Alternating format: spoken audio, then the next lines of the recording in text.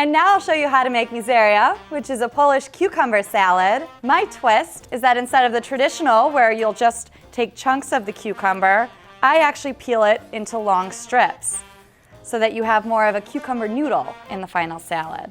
I'm starting by just taking off the peel, and then I continue essentially just the same way, taking off strips of the actual cucumber flesh. And you can see that it's coming out in these nice long noodles of cucumber. So you keep going like that until you have a bunch of them. You'll wring out the extra moisture, and I usually just leave them to sit in a colander so that they can drain. You can see that they've lost a lot of their moisture, and this is especially important in mizeria because it's a sour cream based salad. So you want to get out any extra water so that it's not too soupy in the end. I'm going to add a little bit of acid. I have half of a lemon that I'll just squeeze right on top.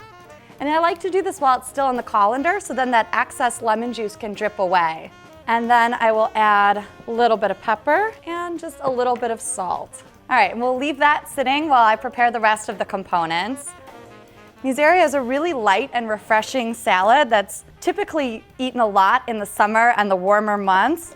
But because it's so light, I really like pairing it with heartier dishes throughout the year. It's just that great bit of freshness and green color that's a perfect complement to any kind of heavy stew or cooked meat. All right, I have some scallions here now that I've chopped up.